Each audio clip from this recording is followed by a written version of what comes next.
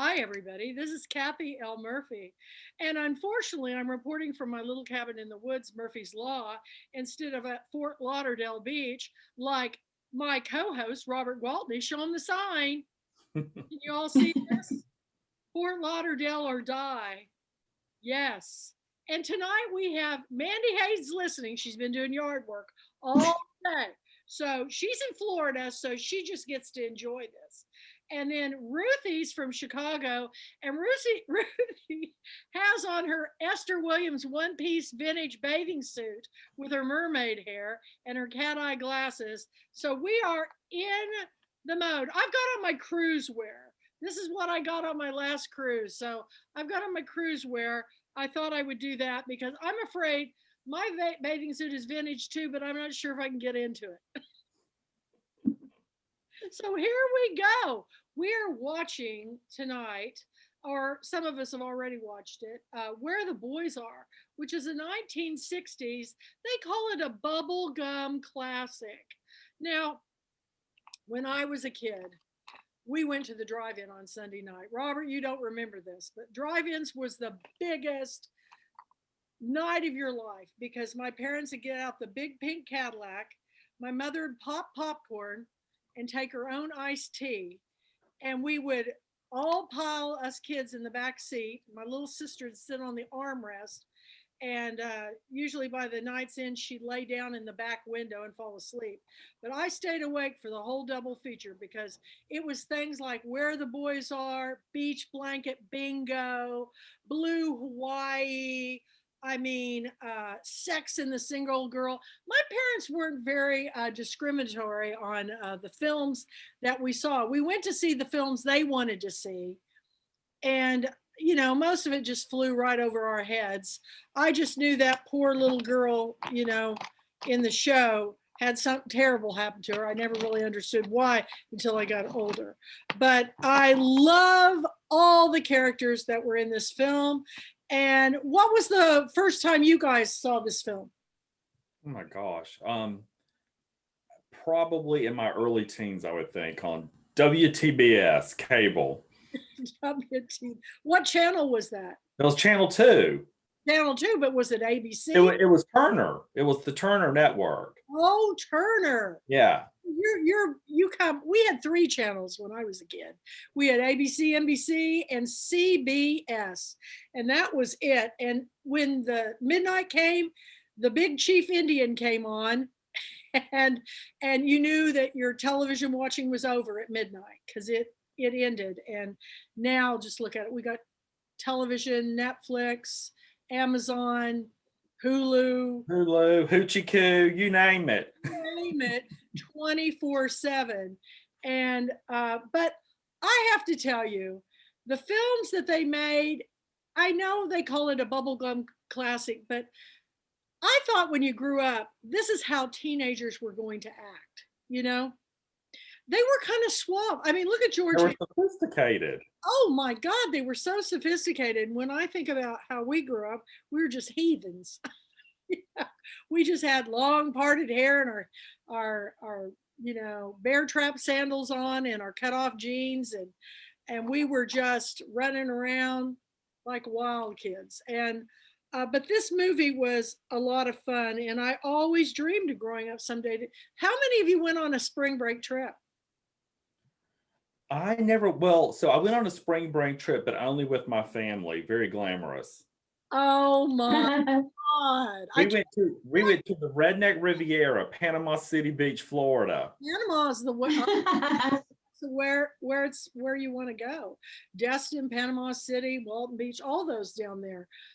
They're beautiful. I mean, it doesn't get any better than that. But we went to Detroit. Detroit. Yeah, because I was from Toledo, Ohio, and the big city was Detroit. And so that's where we went for the weekend. You got to go somewhere, so I guess that's where you went. But the whole thing was at some Midwestern university, and they're all getting ready to go down to Fort Lauderdale, where there's hardly anybody there year round, but on spring break, thousands of kids. There's another great spring break movie that I just loved called The Shag. It Oh yeah, it was sort of like 80s, right? Yes, I love that film too. My daughters and I used to watch that one all the time. But this film has great music. I mean, it really does. Connie Francis is like the 60s pop icon, like Patsy Cline was to, Nashville. Yeah, Let's just say the truth. yeah, It was, first of all, that poor woman. I mean, I know. it wasn't even funny. She just kept getting dumped and dumped and dumped, and her friends were oblivious and didn't even feel sorry for her. And she was just feisty, and she was gonna figure it out. And she was talented, and she was interesting, so much more interesting than some of the others. And it was heartbreaking how rejected she kept getting, rejected over and over again. She was too mature for these kids. These kids were there to party and, hook up. Yeah, and where did they put all those dresses? They were in one little room with 94 people sleeping on the floor, and they had a different outfit 6 times a day. Now, where did they put their clothes? You needed to have a suite just for all those acrylamines. I know that they were puffed out. And they were all had to been ironing all the time because I know, but where? It's a movie. That's what they made their unattractive friends do. Yeah, poor Connie Francis was poor thing. She was just a singing and an ironing. That would have been me in the thing. I would have been doing the same thing. So okay, so now I'm going to say, I always have to stir this up a little bit. All right, so it was interesting. I had never seen it before. I'd certainly heard all the music. But I'd never seen it before. And so I think last Sunday I had a little time and I watched it.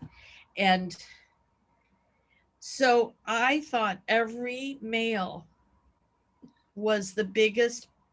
I'm not going to say the word because I'll get bleeped. I mean, they were horrible.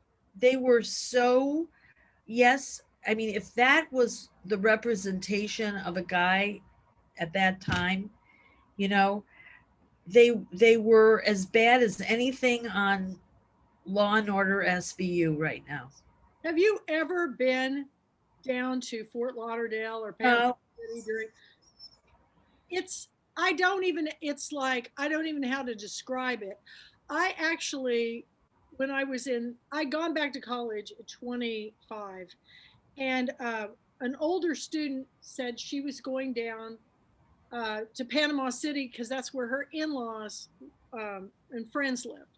And would I help her drive, her and her kids? So I went. And I will never forget, we were on the beach sunbathing. Her daughter was like about 13, okay? And she was in a bikini. And I think I had on a one-piece bathing suit. I never was a bikini person after a certain age. And guys had come by and were always hitting on us. And she was 13. I go, do you know how old she is? She's 13. And they were going, so? And I have to say, one of the guys, he tried to get us to come to this party. And we said we were going home that day. And it was a very famous person, a country singer who was in that movie, Urban Cowboy. Yep. He was in that film and he used to play with down at, I won't mention his name. I'll tell you guys later. But I'll never forget, he had on a cowboy hat with like turkey feathers, and a black Speedo. That's a good look. Really hairy. It's a good look. It was not a good look. And we laughed at it. We were just like, no, we don't want to go to your party. I mean, it was really weird. And, it was my friend Monica and me. Monica was about 41. and I was 25, 26, and then the 13-year-old. And they just kept asking us to come to these parties. And I go, what's wrong with these people? I mean, it's a family vacation we're on. But when you were down there, did you have anything weird happen at the beach at Panama City, Robert? No, no, nothing unusual. Of course, I was with my family and Or dressed like that, right? dressed just like this. And sandals. But yeah, Remember when men used to go to the beach with those white socks White socks. and sandals? Why? well, there's a gentleman, a neighbor of ours who was a pharmacist who owned a drugstore. His name's Mr. Truman, and he probably to this day still wears white socks and sandals. It's perplexing. I remember seeing all the men in my neighborhood, and they'd have on shorts and some kind of sports shirt, but they'd have on white socks and sandals mowing the yard, and really white skinny legs, really white, like you needed your sunglasses to stop the glare. But I told you guys last week about my dad. My dad ran the city pool, so he was a tanner. He tanned. In fact, our big joke was we used to call him George Hamilton because he always insisted upon working in the yard in a pair of shorts so he could get his legs tan. And it just but there comes a point where we all learned that tanning was so wrong, and so but didn't never stop my dad, Or George Hamilton, no. who looked so handsome in Where the Boys Are. He was extremely good looking. Do you know who he reminds me of? Writer Gregory Phillips. Yeah, I see that. Yeah. Oh my God. Well, you know why? Because Gregory has that old time Hollywood. Yeah, very handsome. He's got a very classic look. He's got that classic, and my son-in-law wears his hair like that. When my daughter and him got married, he looks like a young movie star because he always wears it just very, very much like that. And he's tall and lanky, just like George Hamilton. So. Yeah. George Hamilton is hot. Yeah. I mean, he was hot even when he's hot. I always thought he was really cute. And gosh, you're right. He does look like him. He does. I'm looking him up. I don't see him. So yeah, you should look. So his latest novel, A Season in Lights, is out, and he just won a major award at Chanticleer. Yes. I believe. Yeah. Yep. He's. So you can check Gregory out at Gregory Eric, which ERICH. Oh, I see. See, Ruthie, he's got the eyebrows too. He's just got, and then his nose, he's got that look. Yeah. Yep. So Gregory can be our George Hamilton. And he also is a professional tango dancer. Yes. We have to spray tan him though. Yeah, we can tan him up. Well, I think he's got in this picture. He looks kind of tan. He looks kind of tan in this picture, but I think I don't know. I just felt like, in a way, we were talking about the fact that, oh my God, this could never be made now because of the Me Too movement. And what I want to say is that I finished that movie going, this was a movie on behalf of the Me Too movement. It was. It really was, because those girls were so naive, and especially Yvette Mimieux, and they were so naive and so taken advantage of, and so desperate to get their MRS degree. Well, to get married. Yeah. It was, even when I was in college, everybody was just clamoring to find somebody to be engaged to before they graduated. And I was like, why? Why would you want to do that? You're going to have to clean house and cook and have kids. And I go, don't you want to go some places? But what was interesting about this night, because the film was released in 1960, Yeah. Right. And the social mores were beginning to change, though. You have these women who are having a dialogue about premarital sex, which was something that was extremely unheard of. So it was really sort of the front runner for these teenage, adolescent spring break romps. Really, one of the first. Yeah. Well, I will say that, okay, I just forgot her name, the lead. This movie Dolores Hart. yeah, yes, this movie traumatized her so much she became a nun. Yeah. Dolores Hart. Yeah. Dolores Hart. She became a nun. And I was like going, was it the movie that did that to her? I've wondered about that so So I much. did actually. There's a story about that, and I'm not going to get it right. And I briefly skimmed over it today. But she was making a film where she was playing, I believe, a religious figure or someone in a religious film, and she met a cardinal or a pope who said something to her which was life changing, and it made her start to rethink her approach to life. Yeah. When I was a kid, I wanted to be a nun. Oh, good Oh, Lord! come on, Kathy, are you kidding me? No, I watched those Haley Mills films, man, and I loved Haley Mills. I loved her. They sent her off to this Catholic boarding school, and it was a preliminary to becoming a nun. And she and her friends was always getting in trouble for smoking up in the tower, and then so when it came time for where they had to make the decision, I remember watching this film, and I've never been so shocked in my life because she said, I want to become a nun. And all the other girls were like, what? I cannot believe it. So I had dreams of becoming a nun. And then my heart was broken when I told my mom, and she said, you need to be Catholic to be a nun. I go, then why can't I be Catholic? She goes, because we belong to the Christian church. There was no question of, changing churches when you were a child. There was only, this is how you're raised. That's what you're going to be, What do you think attracted you to it? Like that you liked it? because she wanted to help other people. And I thought that is so cool. And, a lot of nuns travel to different locations and Countries. work. And I just thought, well, then my mother goes, well, maybe you could become a missionary. And I said, what's that? And she told me, and I said, that sounds like fun. But then, the more I learned about, did you all read the Poisonwood Bible? Yes. That's one of my favorite books. But,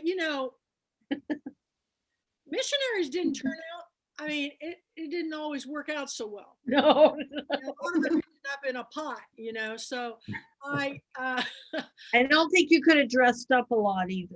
No, you couldn't have lived a life in black and white. You're wrong. I know. Can you imagine living your life in with your face like a frog? Well, when I was in college, when I first went to college, I had a nun that lived in my building that was on a sabbatical in Manhattan, Kansas. And I didn't know she was a nun because she was always running out the door in her tennis outfit. What? And one day I said hi to her, and I said, so, what do you do? And she goes, I'm a nun. I was like, she didn't have a habit on or anything. She just dressed normal. And then I did a nun's hair years later, and she was always trying to get me to come. She was from Ireland, and she was working on a sabbatical at Kansas University. And she said, come to Ireland. You can stay at the convent.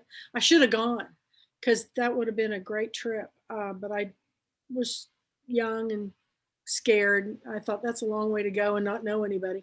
But, the thing about these kind of movies is it's young people's first foray into testing freedoms. And, and they're going to make mistakes. And sometimes you make some really big mistakes. But I think they glossed over it and said this movie was just a silly little bubblegum movie. But there were a lot of serious issues in this movie about women's place in the world and about, no means no. And or how Dolores Hart's character changed because she stood up to the headmistress or whatever at her school and said, I think you should be able to have sex before marriage. And then by the end of the movie, she wasn't on that page anymore. Well, isn't that the way life is? We all think we know everything at that age, and then you get out in the world and you go, whoops.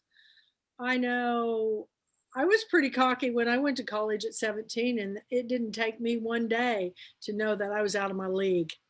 I was just a kid, and these were seasoned, big city kids, Kansas City, and I was from this little bitty, cow town in southeast Kansas, and it was over.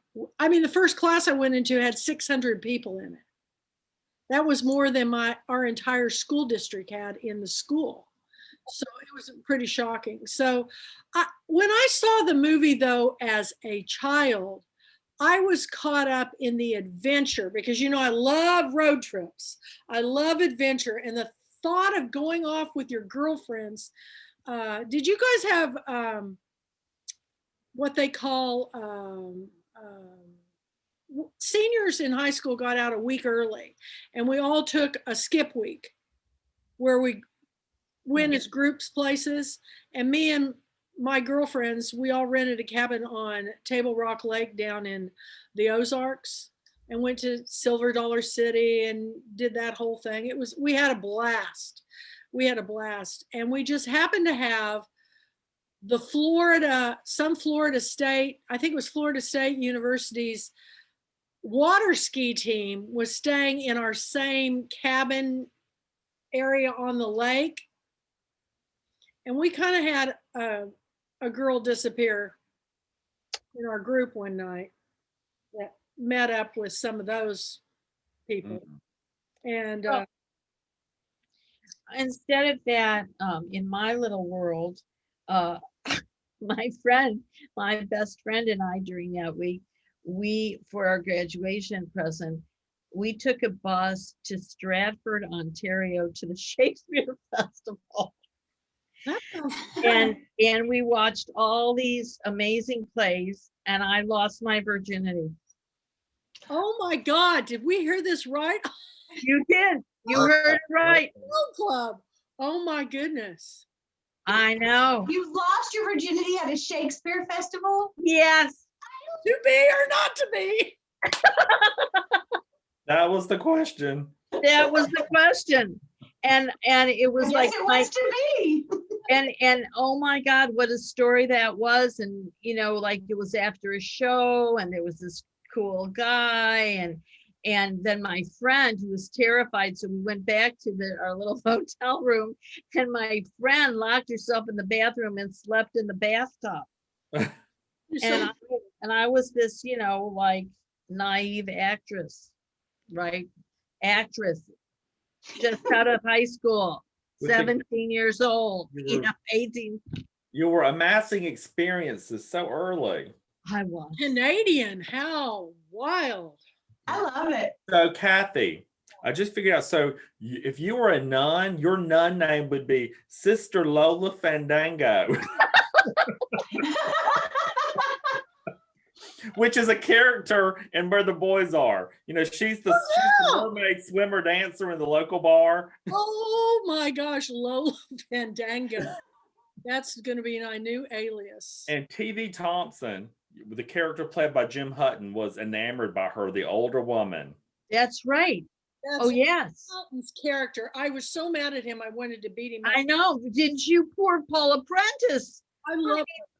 She's one of my favorite actresses. I know. Oh, who his son is. Timothy Hutton. Timothy, who has been in a million things and still doing shows.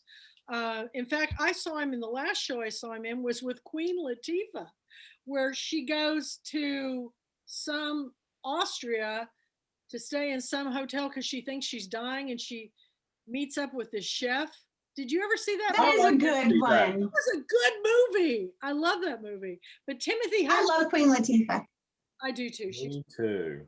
But, anyway, Lola Fandango. I forgot about that. And remember the guy with the glasses? Yeah, that he was a famous comedian. Yes. And then, What was his name? Gorge. Frank Frank Gorshin. Gorshin. And he really didn't have glasses like that, but I didn't know he was such a good musician because he was really playing in that. But can I just say something, that do you know that Paula Prentice is still married, Yes. Dick Benjamin, over 60 years? Yes. Wow. And I saw her, the last interview I saw with her, I think was on YouTube, was after she did the Stepford Wives. Mm.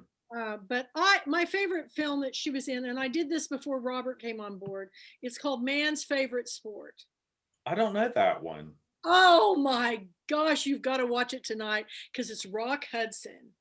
And he plays a fishing expert at Abercrombie and Finch in New York. And he's written a book on fishing. And they're having this big tournament somewhere, like in Wisconsin, at this big lodge. And the guys that come in all the time for his advice and everything say, you've got to be in it this year. And he goes, oh, I can't. I'm an expert. It wouldn't be fair. And they go, we insist. And this is the beginning of the movie because he doesn't know how to fish at all. He's up there. And Paula Prentice is the daughter of the man who owns the lodge, and her best friend is French. They get into so much shenanigans. You can't even, there's a man who's an Indian. Of course, now it's Native American Indian. And then there's a bear. There's just all kinds of comedic things. But you've got to watch it because I watch it whenever I get the blues. That's the one film I go to because it makes me laugh every time. And it has one of those very satisfying Doris Day type endings, you know, where they always get together and love each other so much. But it's really funny because he's got a fiance called Tex. She's a pretty hot looking Texas woman. And oh man, you got to see it. Man's Favorite Sport. Man's Favorite Sport. It's filmed about the same time, I'd say, about the same time as this, the early 60s. The opening scene is they're at a revolving bar drinking martinis, and it's hysterical. I always reenact the scene every time I go to the Hotel Monteleone in New Orleans because Rock Hudson's standing at the bar talking to the two girls sitting, but he looks away and gets distracted and he turns around to talk to him and the bar's revolved around. It's just one of those scenes you just got to see it.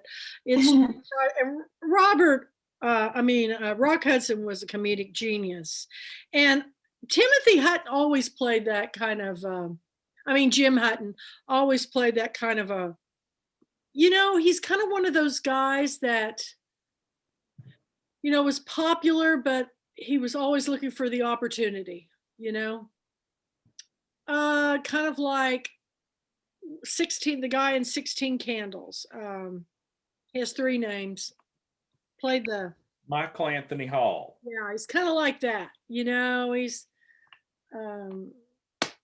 he kind of plays the quirky character, but he always trying to get the girl. But he was in The Trouble with Angels. You would have loved that film, right? That was a Haley Mills film. I've seen them all. Yeah. All of them. Yeah, he was a real popular, and I think he was in several of the Beach Blanket, the Frankie Avalon, Annette Funicello movies too. He was real popular. He's kind of like, there's another guy kind of like him that was in all the movies. Gilly, he had his own television show for a while. His name was Gilly something. What kind of name is Gilly? I don't know. It's no Lola Fandango, that's for sure. No. Yeah, I can't stop thinking of George Hamilton and Love at First Bite. Oh, I Did y'all love see that. that one? Great. I was Yes. 10 years old. I think I was like 10, I was young, like 10, 11. And that was like my first crush on a movie star. I just thought it was and it was such a funny movie. I love that. Lauren Hutton was in it. It's I haven't great. seen that movie in years. Love it. And the big song was that disco number, I Love the Nightlife. Yeah. Yeah. You know, one of the things I love about the movies that you guys have chosen is that they are all period pieces, right? So it's like immersing yourself in a world that is long forgotten, really. and I enjoy it. It's, there, everybody always wants to watch, all the classic Casablanca and I've seen those, and those were never the ones that really stuck with me. The ones that stuck with me were, Man's Favorite Sport, Where the Boys Are. I love the Natalie Wood movies, um, Doris Day. Um, I just liked all those movies they were actually, those were more comedic genius movies, like Bringing Up Baby. They were absolutely the timeless, or My Man Godfrey. They were timeless, and they also had underlying issues. But yeah, the 60s was a time that everybody thinks of as free love and um all this, hate Ashbury, but it was different in different parts of the country. And for the South, it was more like this. This is what Southern kids did. They went. 1960, yes, Senator John F. Kennedy threw his hat into the ring to be considered for the Democratic presidential nomination. Um, Green Eggs and Ham was published in the United States for the first time. Elvis Presley just returned from Germany, and he first recorded Are You Lonesome Tonight? Muhammad Ali won the gold medal for boxing. Just a few things going on that year in 1960. A lot of things happened in that year. The 60s was a real turning point. And then by the time we got to the 70s, it just got, well, I grew up I think the 70s was probably the strangest time period for clothing, for just, all the things that we wore. One day I went from wearing pantsuits. Well, we could only wear pants to school if it got 10 below zero. We had to wear dresses or skirts or suits. And when you wore a pantsuit, I'm talking about pants that were lined with, tops that were jackets. It was very dressy. We went from that to, I started high school when I was a sophomore, to blue jeans, work shirts, halter tops underneath our work shirts, overalls. It went so far the other way. And everybody started growing their hair out and their sideburns and those, those real chopper, Yeah. Mutton chops. pork chops. And then they get those mustaches that were, The handlebars. like Sam Elliott used to have before he went. Only a few men can pull those off. But there are two more little bits of history I've got to share. Oh yeah. 1960, of course, Dwight D. Eisenhower signs the Civil Rights Act into law, and the Food and Drug Administration announces that it will approve the first oral contraceptive pill. Well, that's where everything changed. Yeah. That's when things got really, a little bit more freedom. It's, women were expected to have all these children, and then all of a sudden they didn't have to anymore. So They could go hog wild at Shakespeare festivals. Yes. oh my gosh. I just burned a memory into your brain. Was too much information, maybe. What play did you meet this dude at? I have to know. Oh God. Summer's Night's Dream. Well, the Stratford Shakespeare Festival. Maggie, we had seen Maggie Smith and Lady Macbeth, I think. We saw, it was a repertory thing. So she would play Maggie Smith and Brian Bedford. The great, great Shakespearean actors. So, every bit as good as when you go to Stratford in England, So, how weird was I? Really, did my best friend and I take a bus to Stratford, Ontario? The only person I have known who said that Lady Macbeth was an aphrodisiac. Out damn spot. Exactly. Exactly.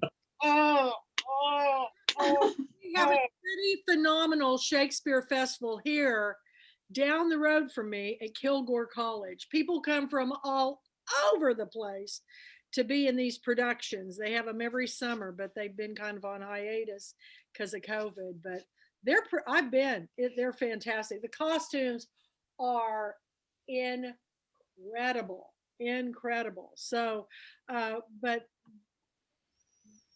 you'll have to warn me if you're coming to it. So I make sure you. She is a wanton woman when it comes to Shakespeare. Oh my, that's the funniest. And it's like, warn me if you're coming, I'm leaving. Do you ever see that girl anymore? Your friend? Did what? You ever see your friend anymore that went with you? Oh yeah, she was my friend for a really, really, really long time. But she was scared out of her mind in the bathtub, locked in the bathroom. That would have been me. Pillow. I would have been the one cowering in the tub weeping. Oh God. I mean, the guy invited her to join us, really. Oh, my heavens. That is scandalous. Okay, this is going live on YouTube. You do know that, Ruthie. Oh, I know what's going to happen to me. You know, Nobody's going to come to me as a therapist anymore. I'm washed up now. she's wearing a wig and a one piece. She has thrown caution to the wind. did it to you.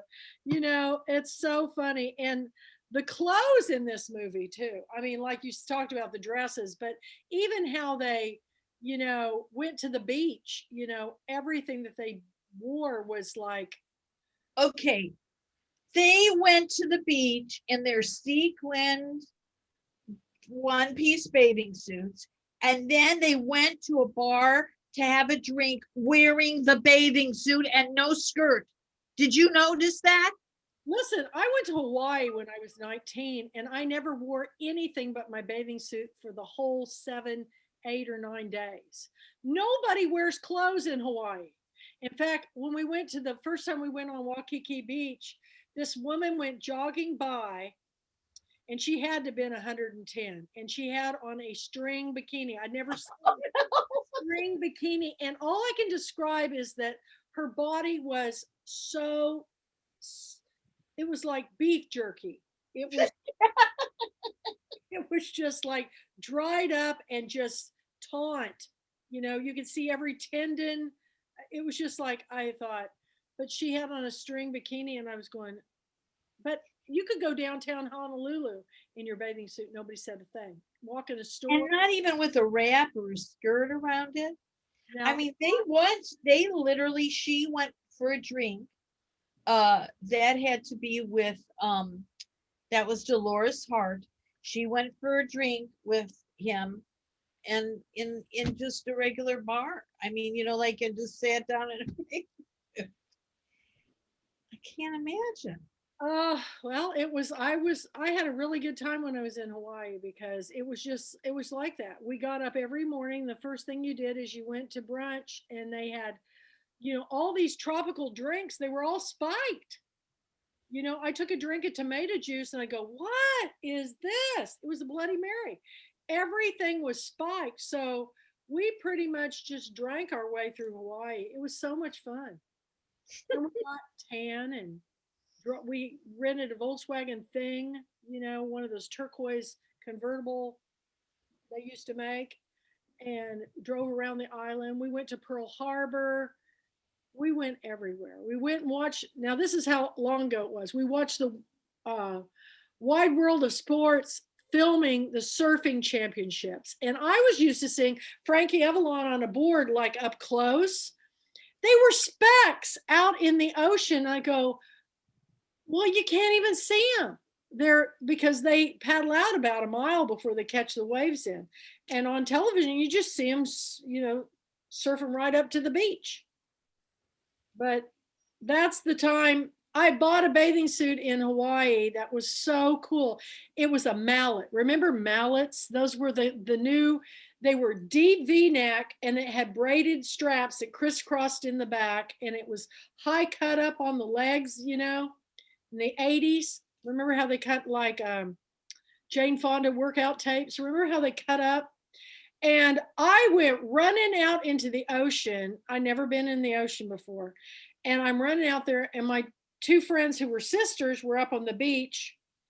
And I turned around to them and I go, oh my God. And the wave had hit me and about knocked me off my feet. And I go, you guys, it's kind of rough out here. And all of a sudden they're going like that. And I go, what? And I turned around, and a wave was coming that was 3 stories high straight at me. And there was no time to run. I just held my breath, and it hit me, and I did like 25 back somersaults. And then it just grabbed me by the ankles and pulled me back towards the shore and spit me out. And then it went all the way back out a half a mile. And I took a breath, and I go, I wasn't even out of breath. I took a breath and I went to stand up. Your bathing suit, that's the punchline, isn't it? Okay. When it dragged me back up, Yeah. it filled my swimming suit with sand, so it was out from my body.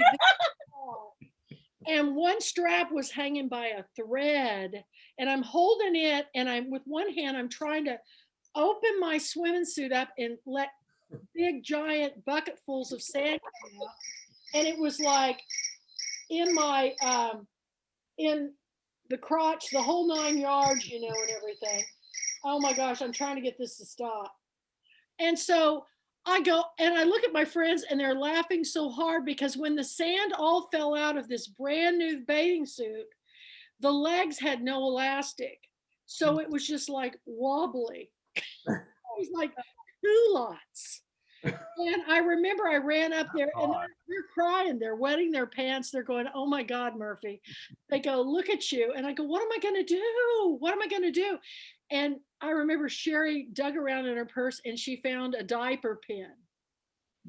Why she had it with a duck on it, and she gave it, and I pinned the strap back up, but there was nothing I could do about my whole rear end was out. I mean, it was just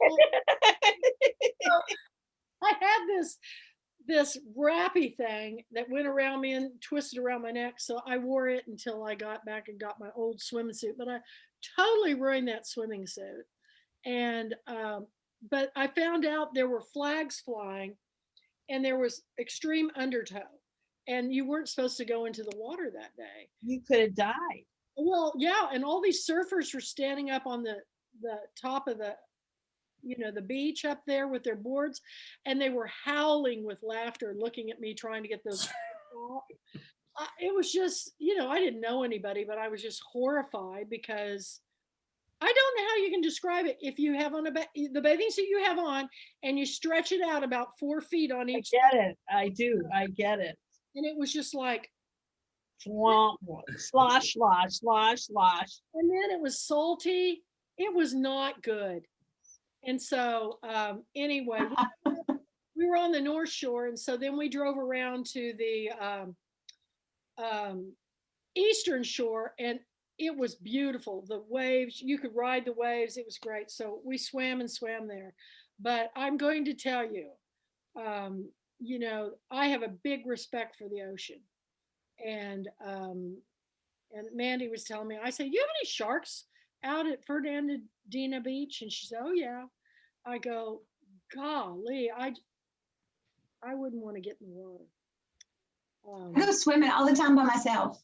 And then I do think that, like, when I'm coming back home, I'm like, if I would have been attacked by a shark, I don't have any identification on me because I don't even take a towel to the beach. I just have it all in my van. And if I ride my bike, and it's like, I don't have anything. And I don't know, I'm still kind of new. So it's not like, and I'm like, it's probably not very smart. But then I turn around and do it again. Did you get it in Panama City and Detroit? Were you on a lake? No. No. It was nothing. It was like not even a puddle. There wasn't even a puddle. I mean, no, we were poor, and my dad would say, okay, here's a mystery trip, and we'd go to Detroit like for overnight or something, and we'd see a play. because Detroit at that time had some plays and music and stuff like that. No, I never got any of that good stuff. You had to go Not play until later, and I had to make up for it, didn't I, you guys? That's right. That's right. Oh my gosh. You need to go to the Tennessee Williams Literary Festival because they have lots of plays. It is so cool. You always see somebody famous from Broadway there. Last time I was there, I think it was Carol Baker, and then they had John Waters the year before that. That was pretty wild. But you get on the elevator and you'll be on there with somebody you've seen them in films and stuff, but they're really old, and you're doing, and we're all kind of like elbowing. We don't say anything, but it's pretty cool because Hey, you guys, Broadway is open again. It is. It just opened up. Isn't Hugh Jackman in a new thing? I think he's going to be in a new one, and then what's her name? Christine Baranski. She was on Stephen Colbert, and there something with Company. She's going to be in Company even at her age. My God. But anyway, it's finally opening up, and I guess she was talking about opening night, and just that everybody in the audience is going to just be weeping because you realize how many people have been out of work for so long. Yeah. I mean, musicians, stagehands, all the techies. Yeah. They had nothing. Yes, they had nothing like completely wiped out. Yeah. How do people even afford to live there if they can't work? Did they have to leave the city? I don't know. That's because you know how expensive it is there. It's so and the spaces are so tiny. I mean, I remember going into a sales rep's apartment, and I swear to God, she moved her table over, and underneath the table was the bathtub. It had like a table that went up into the wall. Yeah. Dropped it down over the tub, and I thought, you just bathe right in the kitchen, huh? My friend Tom would sit on his bed, which actually was a mattress on the floor, and he'd sit on the edge of his bed and he would stretch out his legs, and they'd be in the bathroom. Like, that's it. And it wasn't cheap either. It wasn't cheap. It wasn't cheap. Well, that reminds me of that movie Where the Boys Are, where all those people were in that room together. How many people every day, a new person? With all of those gowns. Fighting for the shower. Can you imagine how muggy it'd be in there with all those girls in there washing their hair? I know. Would you think that there would have been one scene where they were fighting with each other? Really? I mean, really, how are they going to groom themselves in that tiny room?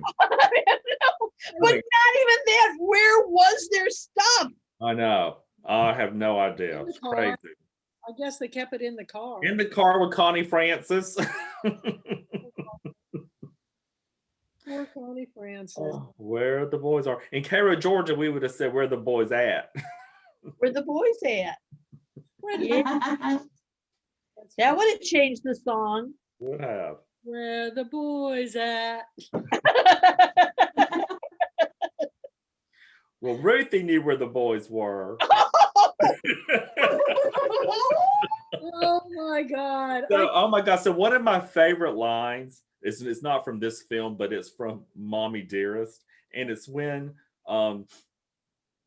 Joan Crawford has to go pick her daughter up from boarding school because she's had to leave in disgrace because she was found making out with a boy. And so they're in the car, and it's a scene between Joan and Christina. And Joan Crawford says, I should have known you know where to find the boys and the booze. Yeah. Oh my gosh. Yeah.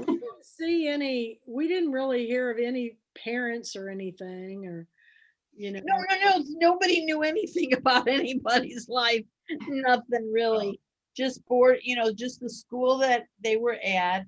And Dolores Hart was, I thought she was really good. Like, she She didn't do a lot of movies. Well, I think that was her last, wasn't that her? I thought that was her last film. I'm telling you, she was traumatized and became a nun. I really think Quickly research. I think she fell kind of madly in love with George Hamilton too. Really? Yeah, I think I heard that. I don't know. What are you finding out, Robert? Let's see, Dolores Hart, and she is 82. She's still alive? Yes, she's the only child of actor Bert Hicks and Harriet Hicks, who separated when she was only 3. She was in an Elvis Presley film. Let's see her filmography. Okay, so she, after Where the Boys Are, this is where she began to gain her calling. In 1961, she played Claire in the film Francis of Assisi. Oh. And then in 1961, she was in another film, Sail a Crooked Ship. She played a character named Eleanor Harrison. In 1962, she was in a film called The Inspector. In 1963, Come Fly With Me. And then she's been in a series of documentaries where she was herself discussing her experience in Hollywood, her life as a nun. God with the Bigger Elvis is a documentary that was done in 2011. Tab Hunter Confidential, which is fabulous. I've seen that one. I've seen that. And then 2017, The 7 Ages of Elvis, and she plays herself because she was in a movie or two with Elvis Presley. Grace Kelly. She kind of had a class about her, an innocence in a class about her that was different from all the other girls. Lovely. She was a lovely woman. Yeah, she was. And well, is. Yeah. I don't know why 82, that's really not that old anymore. So, but she's still a nun, right? So this is, so while Hart was making Francis of Assisi in Rome, she met Pope John, who was instrumental in her vocation. She told him, "I'm Dolores Hart, the actress playing Claire." The pontiff replied, "No, you are Claire," in Italian. So as a novice, she told the Abbey founder, "I will never have to worry again about being an actress because it was all over and behind me. I'm sorry, but you're completely wrong. Now you have to take up a role and really work at it." Hart submitted a rejoinder. "I was so mad when she said that because I really emptied my pockets, so to speak." So anyway, so there was a period of time that, she wanted to go on to that calling, but she stayed on and made a few additional films. So it was that experience when she met Pope John that she began to find her new calling. Well, she didn't have to audition anymore. So we lucky went to Assisi, and Stephanie Chance and I were going through the great big, basilica and everything, and we're just talking away and just having the time of our lives when we were reprimanded to be quiet. And I said, "Oh my gosh." So then we were trying to whisper all the time, and it was just, I'll never forget that as long as I live, because when I get to talking, I get louder and louder. And then the next thing we were told that we were in a church, and I was so embarrassed. I don't know what I was thinking. So, but that was the biggest church I've ever been in. You can't take Lola Fandango places. And when we came out of there, they had a flash flood, and we headed back, and they're cobble streets, rounded cobbles. And I had on sandals, and the water's running about this deep down those cobbles across our feet and legs. I thought I was going to fall over and over and over. And finally, we all just clung to each other and worked our way along these buildings to get back up to our hotel, because we were clear up at the top of the hill. But oh my God, I'll never forget that as long as I live. It was like downpour. We had no umbrellas. It was pretty crazy. Yeah. You would have been the cutest, loudest nun ever. I would have been just like Sally Field. "You like me. You really, really like me." Or Sound of Music, a Will of the Wisp. I was never like that kind of girl. No, I mean, she was, "How do you solve a problem like Maria?" But she was so articulate, just so needle pulling thread. She was very much. I'd be the one. I'd be the Whoopi Goldberg. When she disguised herself as a nun when she was trying to get away from the mob or something. Or she was in the movie with all the nuns. She was. Yeah, that would have been me. Getting Okay, so one more scene. When you're talking about the water, I remember the water. So with Lola Fandango, and they all jumped into that tank of water. Yes. Even the Jim Hutton character, and she got so mad. And he had those stupid glasses. That one guy had those stupid glasses on, and she's swimming around. And, it was just a nightmare. What was that scene? Why did they even have that? Because it was ridiculous. Just totally It was a romp.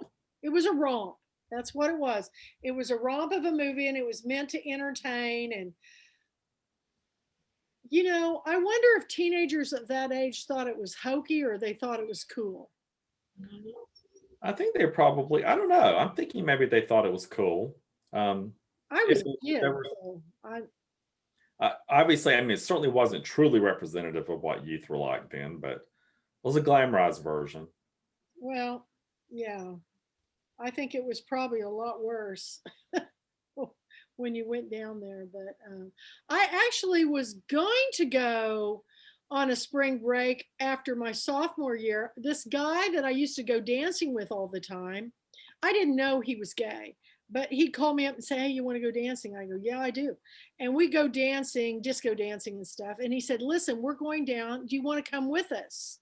And it was these guys, and they wanted me to go with them. And I go, oh, I don't think my parents would think that was too cool. But I would have been very safe. I would have probably had a ball with those guys. You would have. We would have gone dancing every night. They were so much fun. Oh my God. You would have had a great time. I should have gone, but I was too chicken. I would have made sure you had lip gloss on at all times. You would have looked. Oh, yeah.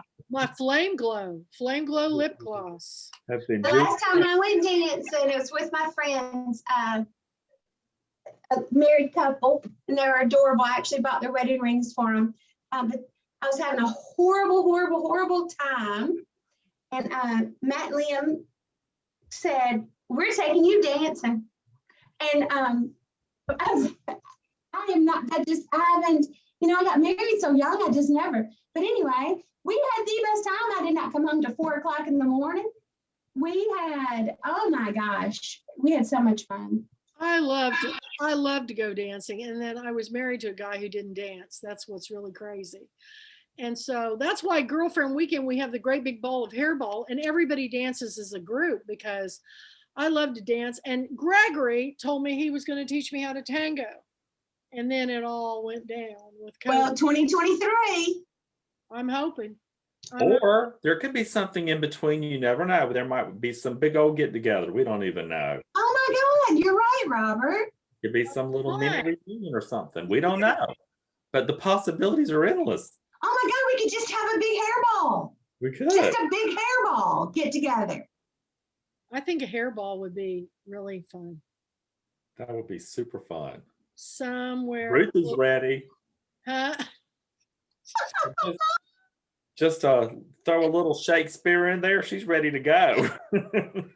We'll have to, yeah. Well,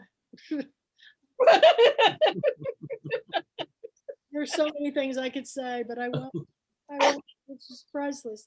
The things we tell on this show, I don't know why more people don't watch them all the time, because they could probably, we're better than a gossip columnist. You can hear it's like, what is those true romance tales or something?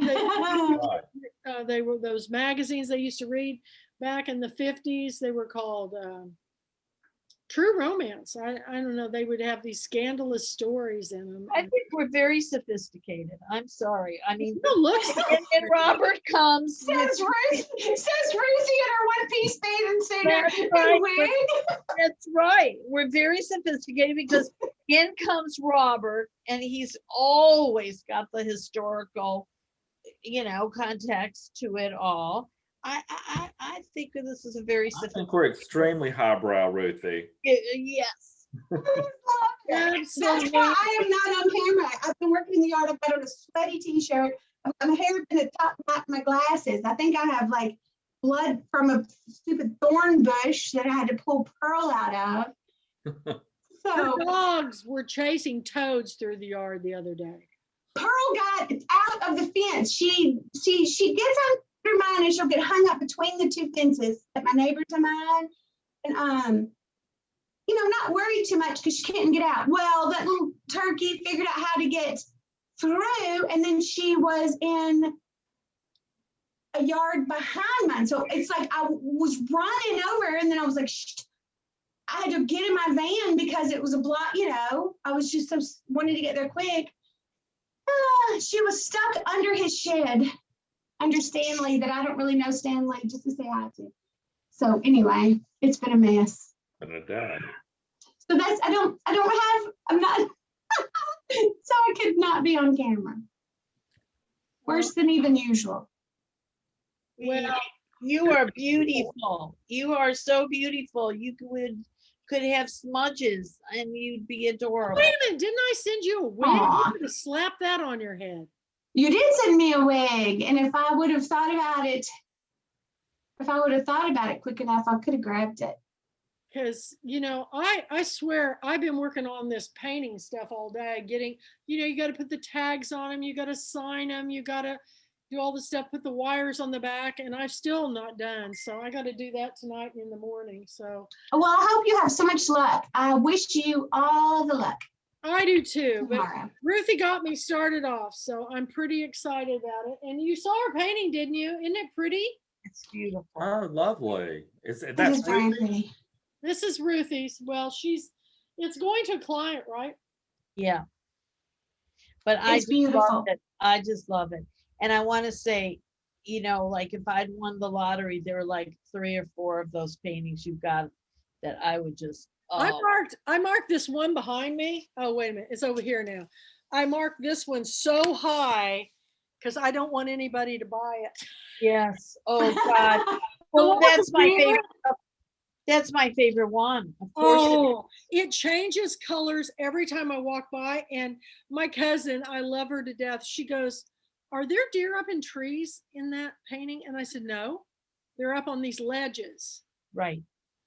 And she goes, "But what is holding the ledges up?" I go, "It's not real." Oh my God. It's a magical world you create. And it's a beautiful, magical world. It is really. Oh. It's one of my favorites. So too. I just know it'll be the first one that sells. But I did that with my very first piece of art when I was in college was this bust called the Moon Goddess. And Stephanie calls me and she says, "I have somebody who's saw that picture you put up and she's really interested in buying it." And I said, "Well, it took me all semester to make it, And I said, "I don't really want to sell it because it's the first really big piece I've done." I said, she goes, "Just put a price on it that's ridiculous." I said, "Okay." I said, $1,000. And she called me back, "Sold." I go, "What?" But I'm very happy that she got it because I know exactly her home is just gorgeous. And I know exactly where it is in her home. And she sent me pictures and it's like in a really cool place. I'm always amazed at where my art lands. Way better than here. Let me tell you, way better than here. But it really makes me happy when I think about it. Mandy knows she just sold 3 of her pieces. Wow. It was really sweet. Like, yeah, so the ladies at the gallery, they hung up some artwork at one of the theaters here in the lobby, and they just opened up and started doing it. There are 4 theaters on this little tiny island, or you would love it. 2 bookstores, 4 theaters. It's amazing. But I was like, oh my God, I've been to shows and seen other artists' artwork. I couldn't believe that, some of my stuff was hanging there with these other artists they're really great. Like they're beautiful watercolors and some beautiful oil paintings and acrylic and acrylic pours, like huge pieces. And there's my little felted wall hanging, and it was the only piece that sold. And the lady that bought it, I put on Facebook, I said, well, I wish I knew who bought it so I could tell them thank you. She was, because this is such a small island, she saw that post and she was like, well, it was me, and thank you very much for making it. I went to the gallery and I bought another beach scene wine for me. I bought that piece for my mother. I know, I was just like, that was the coolest. It's just the coolest thing. The coolest thing. Keep it in the family. Yeah. And, I mean, this has just been a dream. Like, Kathy has worked so hard to be an artist. Like, she's just naturally an artist. But, she's gone to school and learned and really, worked so hard to do it. And I've just always wanted to be, I dropped out of high school so young. And, I just love trying to make, I don't know. But anyway, so this has just been a huge dream. Like, I'm living on this island. I'm a freelancer and I make art, and honestly, who knew at 50, I'd be doing what I wanted to do at 20. It's wild. Honestly, I don't think that school has anything to do with whether you're a great artist or not. I don't. I know just as many people who, Howard was one of my friends that was a watercolorist. I have one of his watercolors. It's the most beautiful thing I've ever seen in my life. Self-taught, totally self-taught. I think either you got it, and I think a lot of people can be trained to be authors. It's just like being an actor.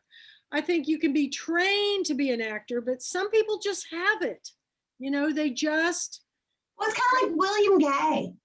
William Gay as an author, and because that was my huge hang up as a writer, especially dating that guy that was like, oh, that's sweet, doll, you want to be an author, but he'll publish you never even finished high school.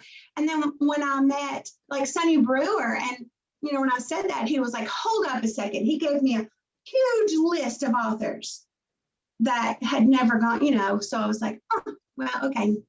And then my friend Elkin, who's passed now, but he was like, my God, I just loved him so much. He was, the one that submitted my first story. Well, he taught creative writing. He was an English professor at Ball State. And he said, do not take a creative writing class, Mandy. Don't do it. You have what we try to teach. You might get a professor who, might be a little jealous and would, so don't do it. And I thought, when he said that to me, and then whatever, it's life is funny. You just never know. I think you just do what you love, and the more you do it, the better you get. But some people just have the natural ability. I did community theater, but this is the big dark secret is I can't memorize.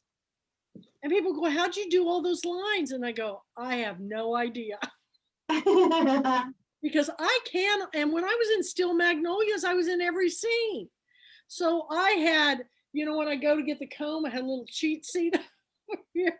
I'd have it up my sleeve. I had them everywhere. I was just like, I knew the lines backwards and forwards, but when I get to doing hair and thing, sometimes I think, oh, I'm supposed to talk now.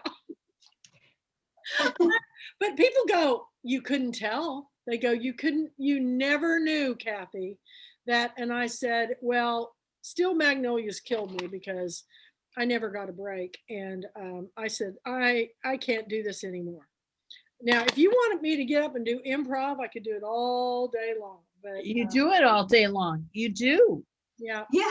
I could do that. It's funny, at the last storytelling event I did here, I was going along, and it was the second night of the show because both of them were 2 nights. And I was going along, and a friend of mine that I met in Tennessee, and I hadn't seen him in a couple of years, had moved to somewhere down in Florida, walks in to the event that I'm doing the storytelling here in Fernandina. And when I saw David, I was just like, whoop, and I just lost everything. And somebody in the audience yelled, we love your accent. So everybody laughed, and I sort of laughed, and somebody said, you're doing great, honey.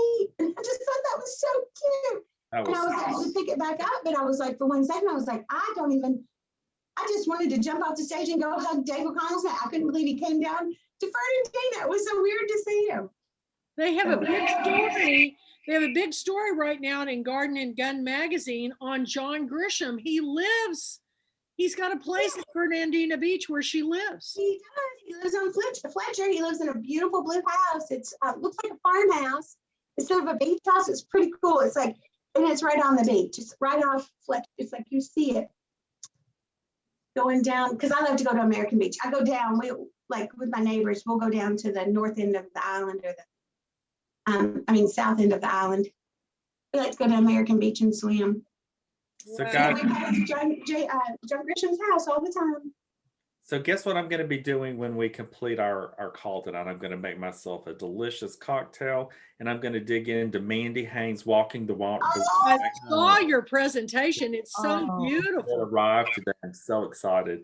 I finished reading Bryn McLean's One Good Mama Bone today, and I wept and I wept. She won the big French award. Yes, and she just won an award. Goodness, I tell you what, just a masterpiece, that novel. And that's her first book. Can you imagine? Astonishing. I was so moved by that book. I mean, literally would gasp, and just at the very end, just I could hardly even see the words on the page. The tears were coming.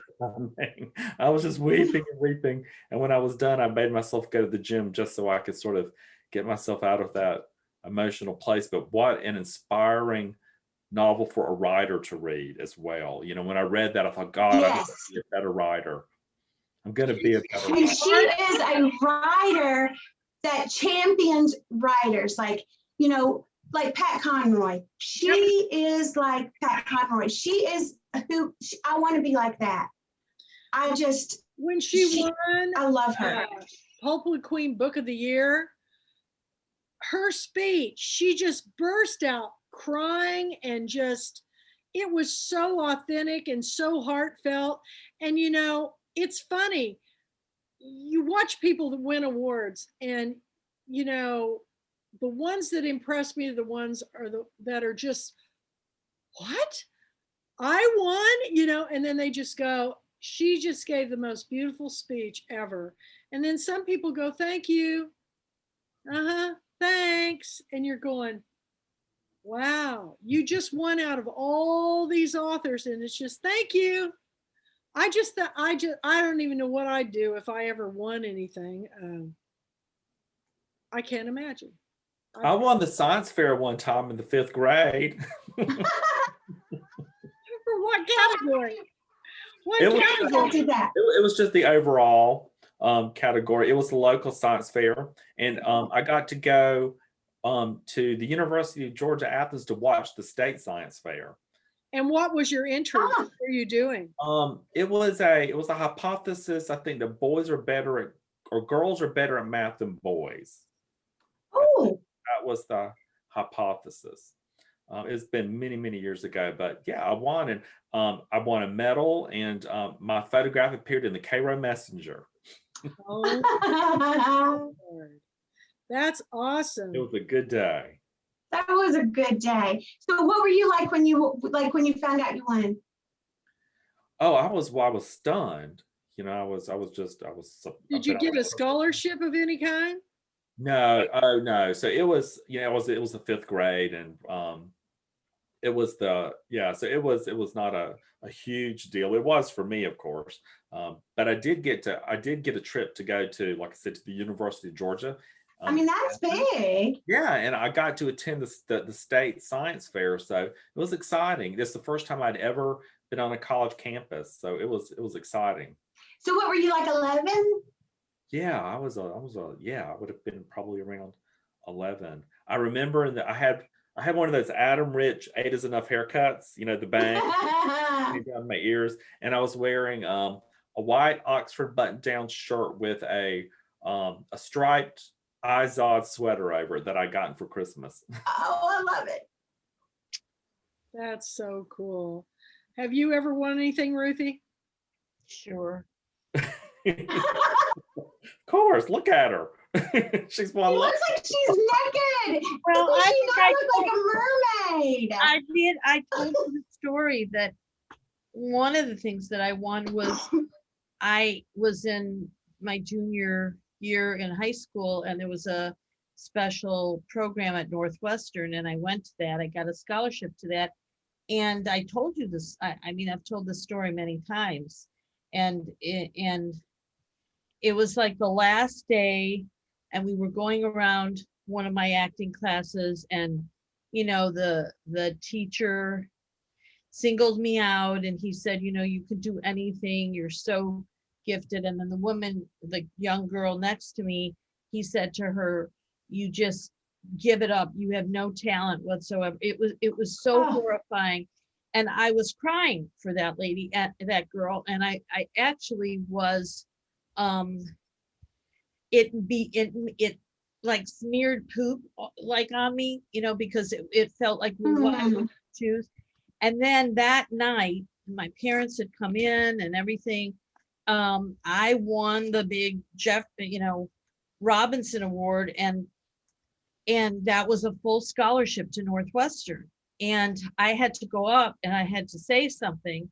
But before I went up, this girl went running up onto the stage, and she got on the thing, and she said, don't you ever say what a person can do and what they can't do. How can you say that to me?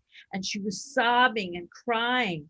And Oh no. oh yes, and it was so horrible. And so and she said, I'll show you. And so when I went up there, I mean, I remember, so I was, what was I?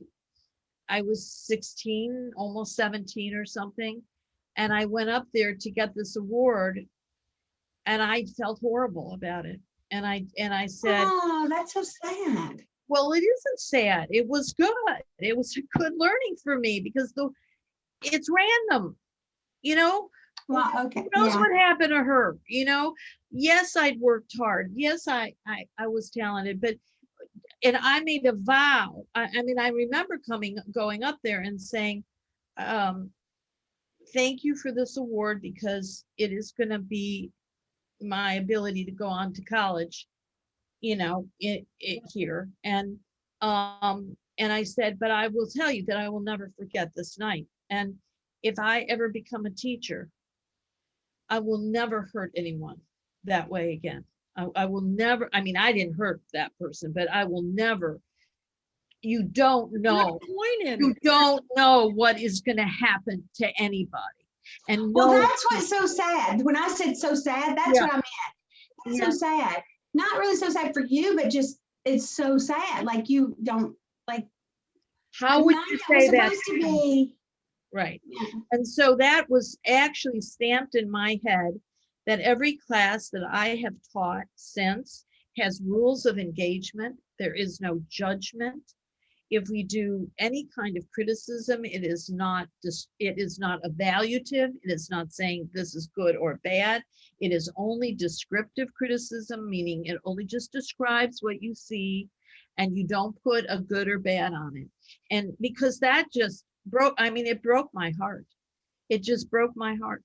And I took that. Do you know do you know who she was? Like, do you know where she's now? Or No.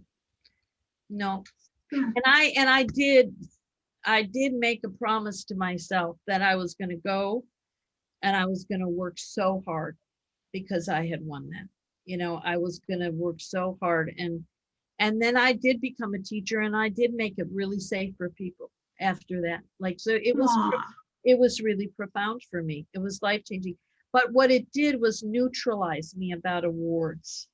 It just, and I don't really watch the Academy Awards. I have to, because I'm Screen Actors Guild, so I do vote. I watch the movies and I vote. I hate it. I hate actually voting, because how do I decide between these fabulous performances? Like, how do I decide? And I don't know, it had a profound effect on me. Ruthie, you know what I was hoping you were going to say? And that actress today is Meryl Streep. a story about that, how they told her that she wasn't pretty enough and all this stuff. And I think she's the most beautiful woman I've ever seen. She's ageless too. I mean, the fact that she did the splits in Mamma Mia still just blows my mind. She was in her 60s. You know, she jumped on the bed and touched her toes in the splits. That was her. That was not you. I just go, dang. So there's an example right there. You know what I'm saying? So it kind of tainted me. I'm not taking away your 5th grade award or anything like that. I think it's beautiful that you got seen and you got acknowledged. I think that's beautiful. And it sounds like you earned it. But it is, that event in my life was a really life-changing event for me. Yeah, I can see that. It's not. Awards are awards. Often they're subjective. Often they're just biased too. Yeah. You know? Well, absolutely. You know, the Academy Awards are extremely political. Oh, yeah. Absolutely. Yeah. Hardly ever. How many of them did we get right this year? Just maybe 2 or 3, I think. Yeah, we did not. No. But that's why what you do, Kathy, is so different, because I feel like you're celebrating so many people. Yeah, Yes. that's what it is. That's what it is. It's celebrating the story, whether it's in music, whether it's in theater, whether it's in writing, whether it's in just oral history, whatever. We're telling stories, sharing stories, and that's the great connector. And there is, you know, it's people go, "Why did you write bad reviews?" And I go, first of all, it's just my opinion, you know, and second of all, it takes a long time to write a book, even a bad one. You know? And I think even some of the worst books I've ever read have some redeeming qualities. So, I just go, I'm not going to do that. And if somebody's brave enough to put themselves out there in a way, I think it kind of works. I think things kind of work their way through. Somebody's really serious about it, they'll keep working on their craft until they get it right. A good example is last night I heard a random pop-up of Miley Cyrus singing for this, the big gay pride concert that's coming up. And I was listening to her sing, and listen, as a little kid, she was cute as a button, but she didn't really, to me, she didn't have a great voice. But I'm telling you what, she was great. She has really learned how to sing. And she had the audience in the palm of her hand. I was impressed. And so I just think, there's lots of different degrees of, you sing as an entertainer. I know some people that can't sing at all, but they act themselves through singing. I have 2 friends, in fact, they can't sing at all, but they have got this whole blues thing down that they pull it off. I don't know how they do it. They're just good actors. But I think and Meryl Streep's that way. I've heard her sing. She's got a beautiful voice. But when she did that, the woman who wanted to be the opera singer, that was the best. I love that movie. It's like got 4 names. Something Francis. Yeah. True story. With Hugh Grant as her husband. Yeah. I really love that movie, but I love everything she does anyway. But whatever we do, we all bring our own experiences, our own education into the judgment of what we see. But the whole thing is, just like I quote Shah Rukh Khan all the time, I'm in the entertainment business. Is it entertaining? Dang right it's entertaining. I want to see what happens. How's it going to end? Is Dolores going to get with George Hamilton? How's it going to end up? It's telling a good story. No matter what we're doing, whether we're just talking amongst each other, sharing our stories. Okay, speaking of movies with good stories, have you all seen Mrs. Henderson Presents? No. What is it? Will you please do a movie night on that? Please watch that movie. I think that Robert Gwaltney, you haven't seen it either? No, What's it Mrs. on? Henderson Presents. no, we'll have to get that on our next. We'll have to get that on the list after we finish up this. When's next it movie. set? It is like, okay, hold on. I'm going to pull it up because it's been a long time since I've seen it. The story is amazing. The writing, the acting is perfect. It makes you feel every. Oh my God, it's Judy. It's got Judi Dench, Bob Yes. Hoskins, who I haven't Yes. seen in years. It Oh, is thank you. fantastic. It I've is. never I've heard seen of it 3 times, but I haven't watched it in probably, gosh, it's probably been 6 years since I saw it the last time. It was made in 2005.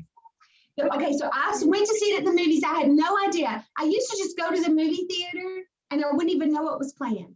And I would just pick them, whatever was starting is the movie that I just love to just disappear for 2 hours. So I didn't know anything about it, hadn't read anything, hadn't seen a trailer for it, because I didn't have. Well, that's the way I feel about that crazy film Mara, and you still haven't seen it. I know it's on my list, but I went and I watched this, and when I walked out of that theater, I called on my way leaving. As I walked out the door, I turned on my phone. I texted, 20 people and said, "Go see this movie. Please go see this movie. Please go see this movie." So we can talk about it because I'm going to die. You know who's in the movie? Christopher Guest. Being that we've been watching the Christopher Guest. Hey. You all, the story, and then you're just like, there's like a story behind the story. It is amazing.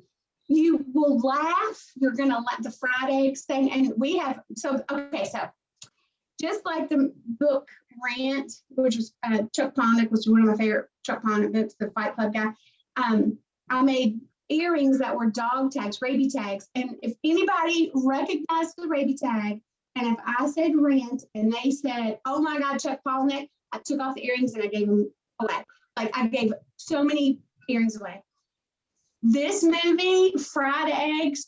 So we had this, it was like a cult thing. Like my friends, like whoever the first person to mention Fried Eggs, and if somebody else said Mrs. Henderson Presents, you won something. Like I don't remember at that time. I don't know what it was, but you're gonna love it. You're gonna laugh. You're gonna cry. You're gonna be inspired and motivated. You just want to. Hangers on these paintings, darn it.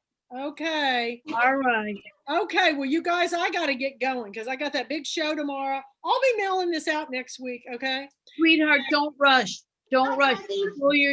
It's no rush at all. Okay, all right. Okay.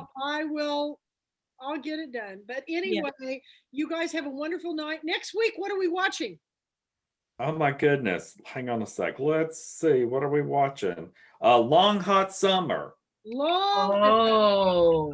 But we're doing a pre-tape, Kathy. We're doing July 1st at 7, Thursday evening. I know, I've got it on the calendar. We're going to do it on Thursday night, so it's just going to be a pre-tape. But you can join us on Thursday. Well, you have class on Thursday, don't you?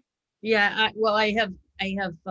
Well, it's 4th of July weekend, so we just. I'll watch it anyway, just to be in camaraderie with you. Well, wear some clothes next time, will you? Oh, it's so cute.